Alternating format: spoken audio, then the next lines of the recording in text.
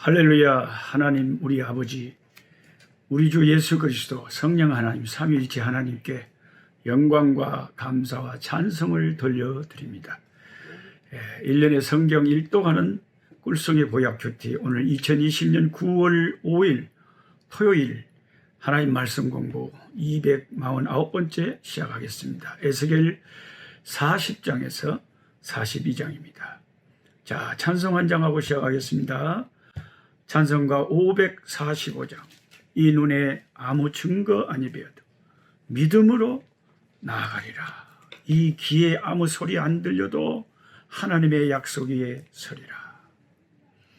이 눈에 아무 증거 아니 배어도 믿음만을 가지고서 늘 걸으며 이 귀에 아무 소리 아니 들려도 하나님의 약속 위에 서리라. 걸어가세 믿음 위에 서서 나가세 의심 버리고 걸어가세 믿음 위에 서서 눈과 귀에 아무 증거 없어도 이 눈에 보기에는 어떠하든지 이미 얻은 증거대로 늘 믿으며 이 마음에 의심 없이 살아갈 때에 우리 소원 주 안에서 이르리.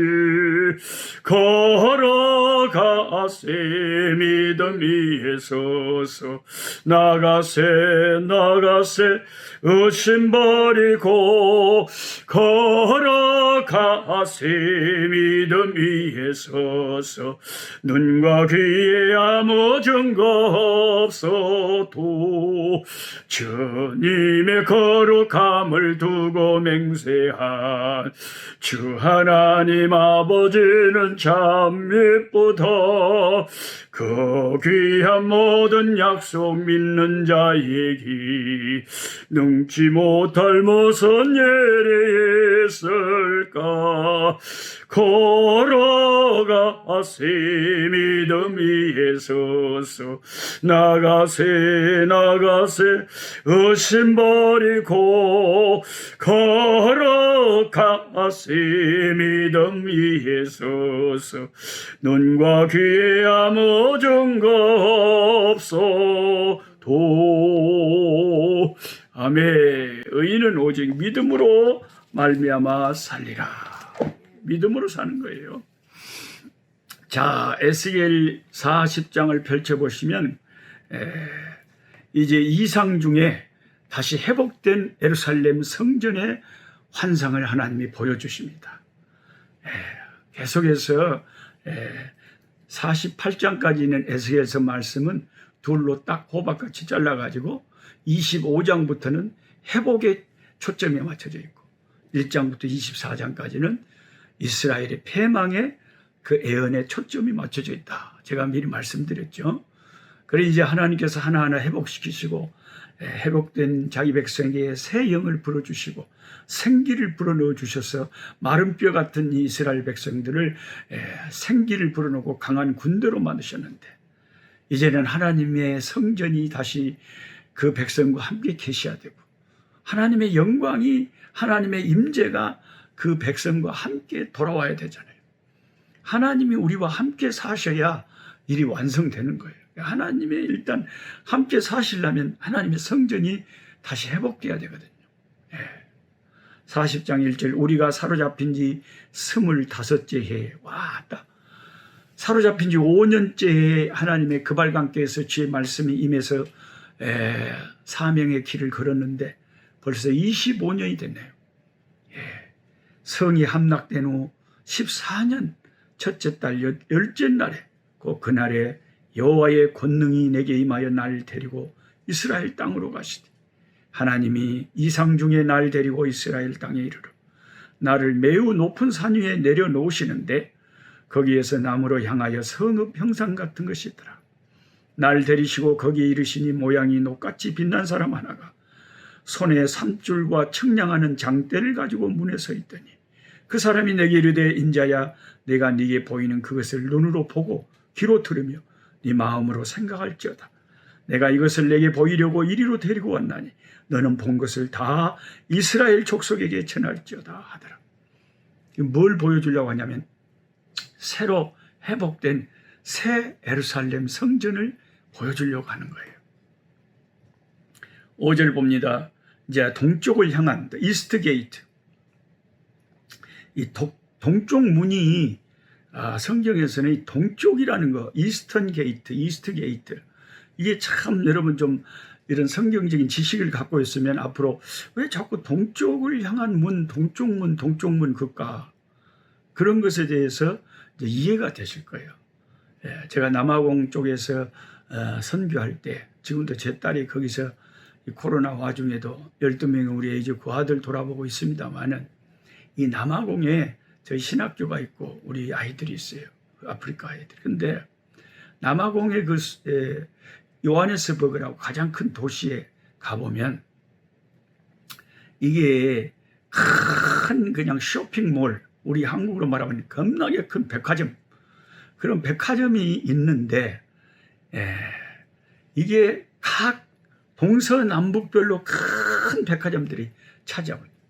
그래서 동쪽에 있는 그 백화점이 이스트 게이트 몰이고 남쪽에 사우스 게이트 몰, 북쪽에 노던 게이트 몰, 서쪽에 웨스트 게이트 몰. 그래서 이게 하나의 성이라면 동문이 있고 서문이 있고 남문이 있고 북문이 있는 거예요.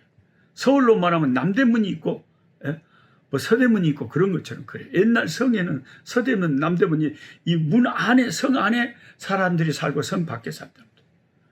그러니까 하나님 앞에서 우리 주님이 다스릴 그 새 예루살렘 성전도 성문이 있는데, 이 성문이 있는데, 이 그 성문 중에 하나가 동쪽 문이 있어요. 동쪽 문, 이스턴 게이트.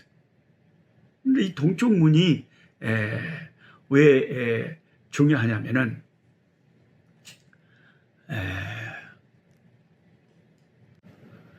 이 동쪽 문에 대해서 우리가 좀 감각을 가져야 되는데, 창세기에 보면 우리 아담과 하와 인류의 처음 시조가 하나님 앞에 범죄하고 나서 쫓겨났는데 어디로 쫓겨나느냐? 에덴의 동쪽으로, 에덴의 서쪽으로, 에덴의 남쪽으로, 에덴의 북쪽으로. 자, 에덴 동산에 살다가 쫓겨났는데 어느 쪽으로 쫓겨났을까요?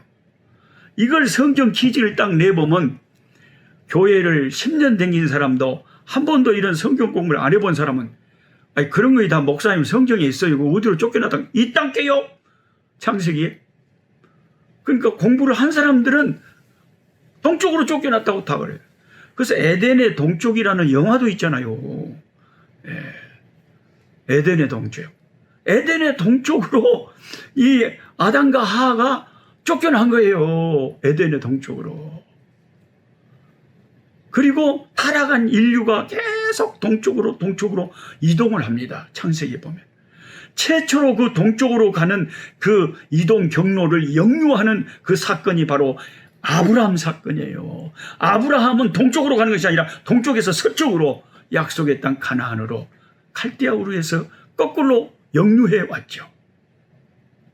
그러니까 우리 타락한 인간이 가야 될 에덴의 동쪽을 새롭게 하시고 회복시키신 분은 하나님밖에 없어요. 하나님께서 예수 그리스도 안에서 우리가 가야 될 지옥문을 역류시키고 천국으로 갈 수 있게 인도하시는 분은 하나님밖에 없어요. 이 예루살렘 성전의 동쪽 문으로 하나님의 영광이 떠나가셨다. 이건 이미 우리가 에스겔서에서 공부를 했습니다. 동쪽 문으로 떠나가셨으니까 다시 하나님의 영광이 회복되어 돌아온다면 어디로 오셔야 되겠어요? 동쪽 문으로 오셔야 되겠죠. 그런 게 이제 에스겔 계속 읽다 보면 그렇게 나옵니다. 그런 구절이 하나님의 영광이 동쪽 문으로 들어올 때에 이런 구절을 읽으면 그 노록수 목사님 성경 공부하면서 동쪽 이야기를 하더니 대체나 정말로 동쪽으로 나가시고 동쪽으로 들어오네. 그러니까 제일 먼저 성전을 소개할 때 이 에스겔에게 보여줄 때 동쪽을 향한 문부터 보여주는 거예요. 예수님께서 우리를 회복시키는 역사, 성전이 회복될 때 동쪽 문에 이걸 보여주시면서 하나님의 영광이 앞으로 동쪽 문으로 들어옵니다. 5절에 내가 본즉 집 바깥 사방으로 담이 있더라. 그 사람의 손에 청량하는 장대를 잡았는데 그 길이가 팔꿈치에서 손가락에 이르고 한 손바닥 넓이가 더한 자로 6척이라. 그 담을 청량하니 두께가 한 장대요 높이도 한 장대. 그가 동쪽을 향한 문에 이르러 청계에 올라 그 문의 통로를 청량히 길이가 한 장대. 여기 뭐 이런 거리나 장대나 막 이런 것은 제가 여러분에게 숙제를 내주겠어요. 물론 숙제를 내주면 2,800명의 구독자 가운데 항상 한 120명 정도가 해요. 또 신기합니다. 좋아요 눌러준 사람도 한 120명 되고 댓글을 달아주신 분들도 한 120명 돼요. 또 뭔 숙제 내주면 거기에 동참해 주신 분들이 한 120명 돼요. 그러니까 나머지 숫자는 전부 허구의 숫자예요. 그냥 한때 구독 눌러놓고 그냥 그걸 끝나는 거예요. 그래서 한 120명 성도들하고 저는 늘 매일 성경 공부한다 그렇게 생각을 합니다. 그런데 뭔 숙제를 제가 내주냐면 여러분 댓글에 숙제했으면 꼭 했다 그래주세요. 에스겔서에 나오는 성전, 에스겔 성전, 에스겔이 본 그 환상 중에 본 성전 이런 걸 유튜브 검색창에 딱 치면 이것에 대한 설명이 나와요. 그런 것을 딱 그림으로 보여준 게 이게 이렇게 글만 읽으면 이게 도대체 뭔 소리인지 어디를 말하는 건지 참 헷갈리는데 그 그림을 보고 그런 도면을 보고 이렇게 설명을 들으면 이런 것이구나. 그런 게 있어요. 제가 처음 1장 시작할 때도 에스겔이 본 1장 환상 그 보니까 도움이 됐잖아요. 그 바퀴 하나님의 바퀴가 막 굴러가고 막 눈이 가득하고 막 그 하나님의 그 천사들의 형상이 신기했잖아요.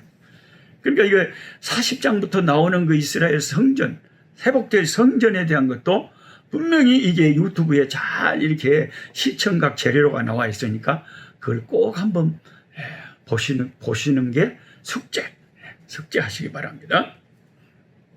그러면 이 40장에 설명하고 기술하고 있는 것을 여러분이 이해를 하실 거예요. 그래서 이제 17절부터는 바깥들, 이게 바깥들이 있고 안들이 있어요. 성전에. 그리고 이제 동쪽을 향한 문 다음에 이제 20절부터는 북쪽을 향한 문에 대해서 이제 설명을 하고 있고 24절부터는 남쪽을 향한 문. 자, 동문, 북문, 남문. 그러고 이제 28절부터는 안뜰로 들어가 가지고 남쪽 문. 그 다음에는 이 32절부터는 안뜰에 있는 동쪽 문. 바깥뜰에도 그 들어가는 문이 있고 안뜰에 가도 또 문이 있어요. 이게 2중, 3중으로 되어 있는 거죠. 하나님의 그 성전에 아무나 쉽게 들어가는 게 아니잖아. 2중, 3중 다 장치가 되어 있어요. 아무나 들어가는 게. 예수 이름으로 우리는 하늘나라의 그 거룩한 성, 새 예루살렘 성에 예수 이름의 열쇠를 가지고 그 문이 열리는 거예요. 예수 이름의 열쇠. 그게 마태복음 18장에 예수님께서 교회에 대해서 말씀하실 때 내가 내 교회를 이 반석, 즉 베드로의 이름이 반석이란 뜻이니까 반석, 베드로 위에 세운다면 반석 위에 십자가 반석 위에 세우리니 음부의 권세가 이기지 못하리라. 그래서 내가 그 예수 이름의 그 천국 문을 열 수 있는 키를, 열쇠를 준다고 교회. 그래서 교회가 열면 천국 문이 열리고 교회가 닫으면 닫았다. 왜? 교회는 예수 이름을 사용할 수 있는 권세가 있다.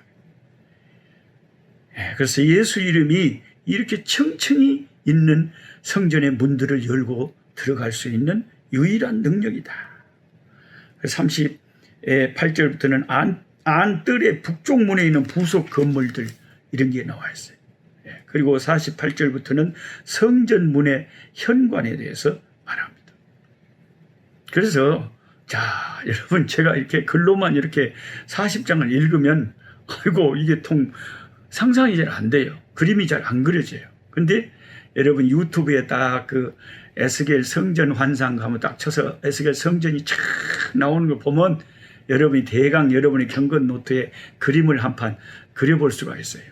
이거구나. 그림을 그려놓고 이런 글들을 읽으면 시방 어디를 말하는구나 이게 이해가 되는 거예요. 예. 자, 우리가 새 예루살렘 성에 들어가면요, 그 황금성에 예수님이 다스리시고 통치하시는 그 새하늘과 새 땅에 예수님이 그 왕궁, 예수님의 그 궁궐, 새 예루살렘 성, 그곳에 들어가면 참 이게 지금 에스겔이 본 성전은 그것에 대한 작은 그림자일 뿐이에요. 예루살렘서 예루살렘서 승전가를 부르면서 왕의 왕을 맞으리 새 예루살렘에서 가는 길이 외로워도 주가 붙드시리니 땅의 모든 염려하지 간후에 주와 성도 만나보고 면류관을 쓰겠네 새 예루살렘에서 예루살렘서 예루살렘서 승전가를 부르면서 왕의 왕을 맞으리 새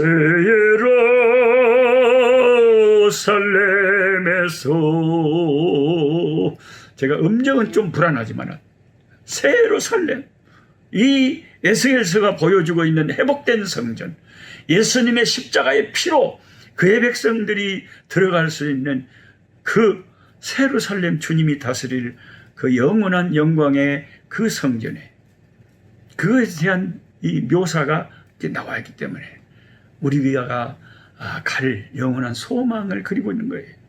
41장에는 성소, 지성소 그리고 작은 골방들에 대한 설명이 있습니다. 41장 1절에 그가 날 데리고 성전에 이르러 그 문 벽을 측량하니 이쪽 두께도 6척 저쪽 두께도 6 두께가 그와 같으며 그 문 통로의 넓이는 10척이요 문 통로 이쪽 벽의 넓이는 5척이요 저쪽 벽의 넓이 이거 뭐 몇 척이요 저게 자세하게 써져 있는데 그만큼 하나님이 철저한 어떤 계획을 가지고 새 예루살렘 성을 하나님께서 지어 놓으신 거죠. 딱딱 떨어지게 큰 플랜 속에서 계획 속에서 하나님께서 정말 영광스럽게 지어 놓으신 거예요. 12절부터는 서쪽 건물이 있는데 서쪽 건물과 성전의 넓이가 나와 있습니다. 성전의 넓이는 앞면의 넓이는 100척이고 그 앞 동쪽을 향한 뜰의 넓이도 그러하며 그가 뒤뜰 넘어 있는 건물을 측량하니 그 좌우편 회랑까지 100척이더라. 내정과 외정과 그 뜰의 형광.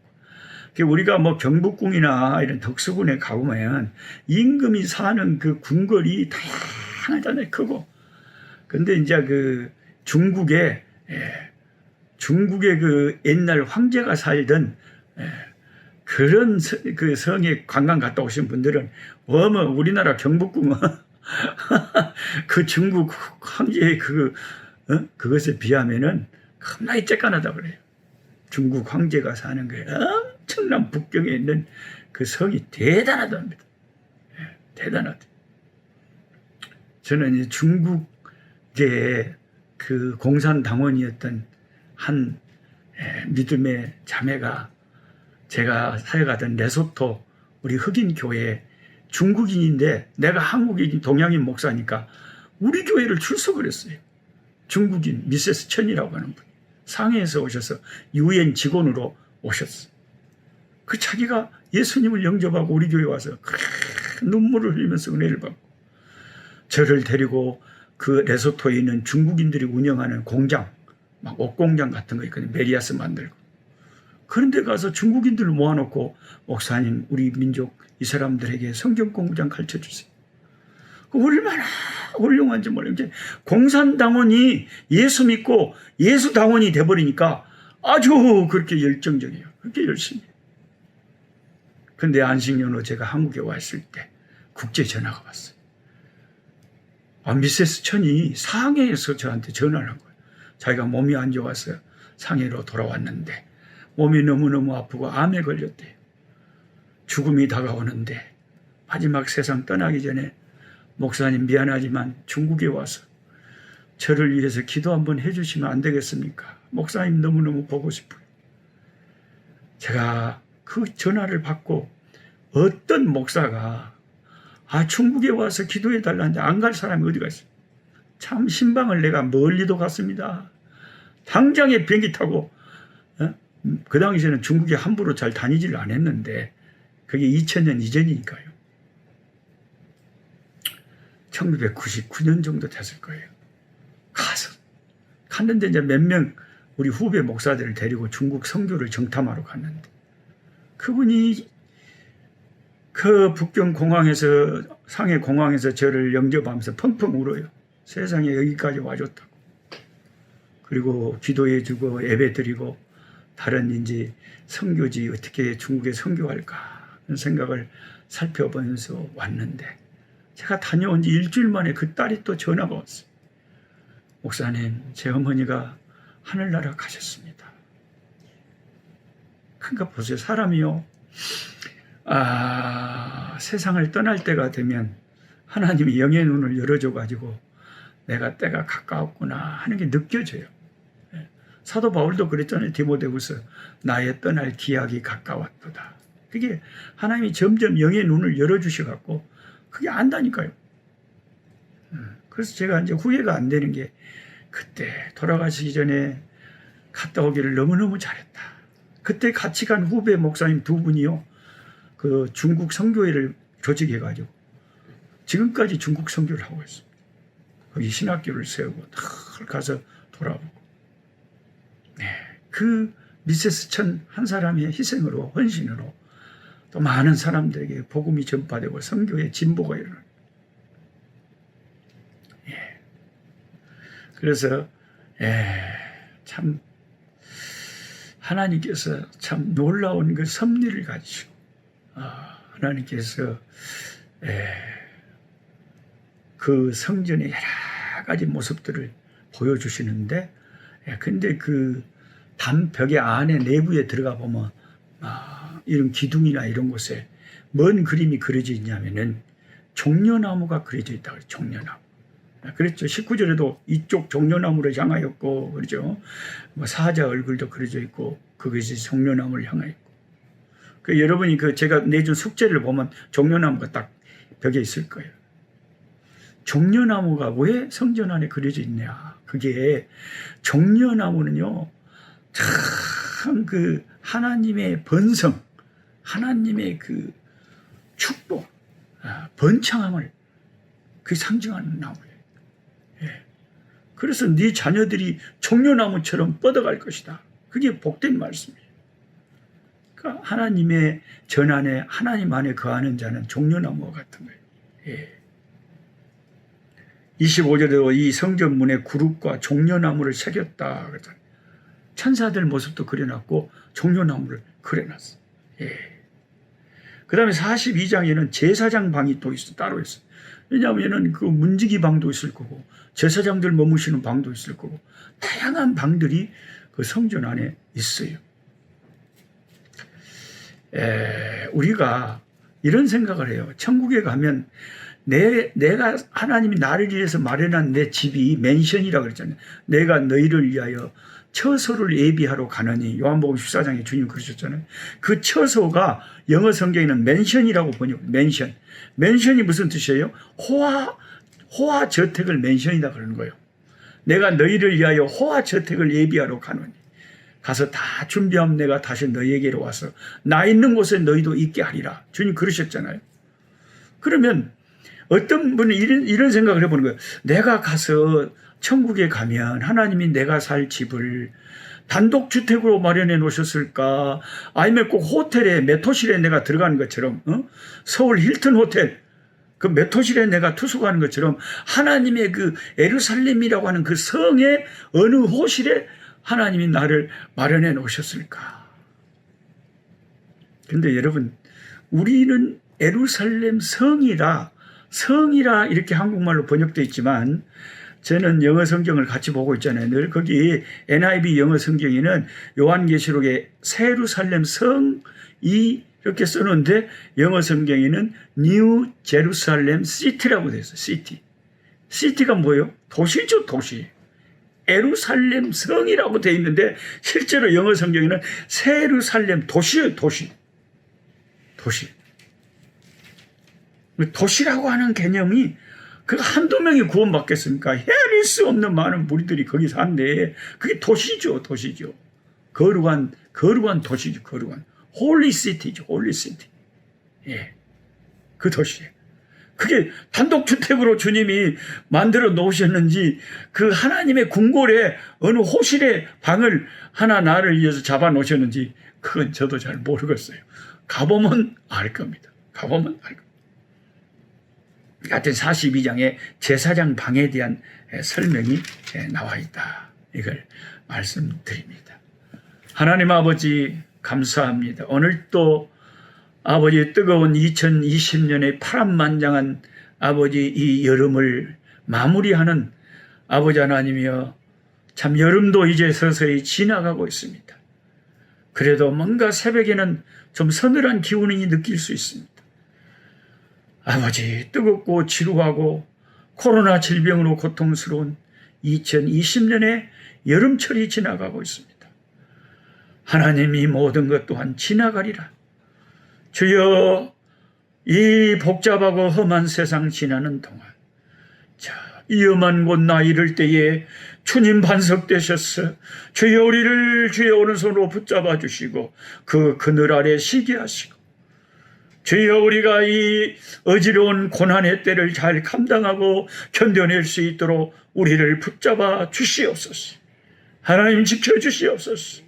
수술받는 자들 하나님 은혜 베풀어 주시고, 병마로 아버지 하나님 투병하는 당신의 백성들 힘 주시옵소서. 생명의 주 예수여, 저희 한국 교회와 한국 민족 위에 은혜 베풀어 주시옵소서. 예수님의 이름으로 기도하옵나이다. 아멘. 약한 자 힘주시고 강한 자 바르게 주한 자 정택함이 주님의 뜻이라. 해 아래 압박 있는 곳 주 거기 계셔서 그 팔로 막아 주시어 정의가 선하